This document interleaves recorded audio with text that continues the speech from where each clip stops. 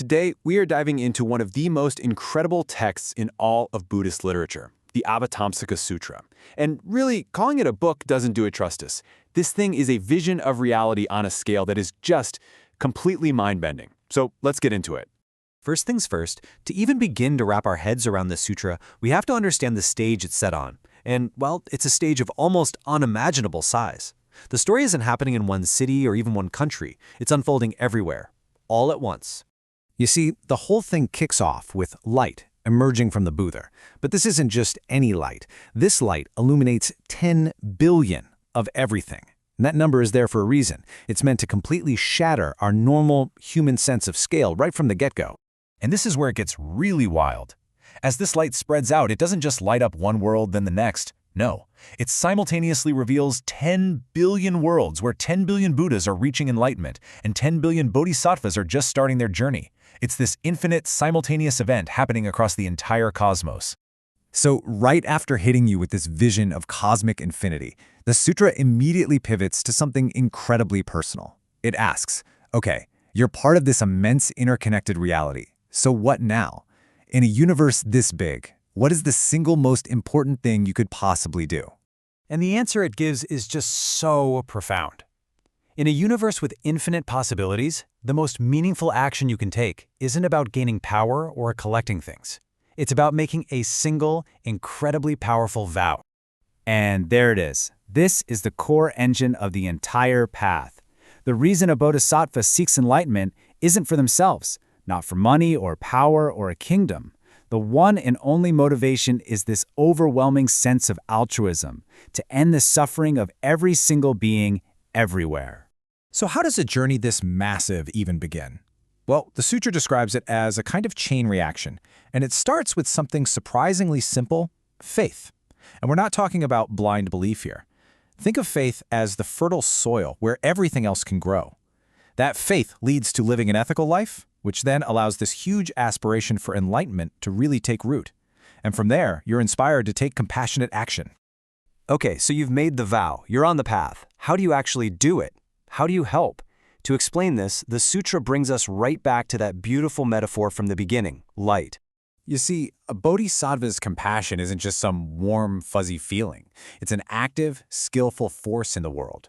It shows up as different lights, and each ray of light is designed to help with a specific kind of suffering. For instance, there's a light called salvation, and its job is to go right to the root of so much of our trouble, that endless cycle of wanting and grasping, and it illuminates the way out of that ocean of desire.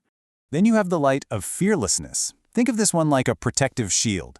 It shines on anyone who's terrified, whether it's from something inside them or something outside, and it just dispels whatever is causing that harm. It's like a beacon of total safety. And there's also the light of tranquility. This is a healing light, focused on anyone who's sick. It works to soothe their pain and bring them back to a state of peace, both in body and mind. The point is, compassion isn't a blunt instrument, it's precise, it's skillful, and it's tailored to the need. But this raises a pretty big question, right? What kind of wisdom, what kind of understanding do you need to have to be able to act with that much precision and compassion? Well, this brings us to one of the central teachings of the sutra, which tackles a really deep paradox. The question is basically this: if the true nature of reality, of everything, is one single, unified whole, then why is our actual experience filled with so many differences? Why do we see good and bad, beautiful and ugly, joy and pain, as if they are separate, opposing forces? And the answer given is one of the most beautiful analogies in all of Buddhism. Reality is like a perfect mirror. Now, the mirror itself is just one thing. It's clear, it's empty, it never changes, but it can reflect a million different things, a flower, a rock, your face, without ever becoming those things. Our world of differences is just like the reflections, while the mirror, the underlying reality, stays perfectly whole. So what this all points to is a huge shift in how we see everything. We can look at the world the way we usually do, as a bunch of separate, solid things. Or we can start to see it as it really is, this seamless, interconnected flow, where nothing exists all by itself. Kind of like how you can't separate one drop of water from the river it's a part of. And this is the moment it all clicks. This is where the two biggest themes of the sutra, that infinite cosmic scale and this deep unifying wisdom, they come together and merge into one single, absolutely breathtaking vision. Because, think about it, When you truly see that everything is connected, that we're all part of one seamless whole, compassion isn't really a choice anymore. It's just the natural response. Harming another part of the whole is literally like harming yourself. At that point, wisdom and compassion aren't two different things. They are two sides of the very same coin. And this explains the Bodhisattva's ultimate ability.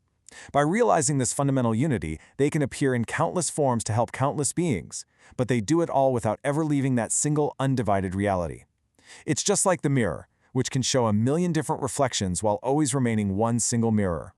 And so after this epic journey through billions of worlds and profound philosophy, the Avatamsaka Sutra brings it all right back home to us. It leaves us with a very simple but very powerful question.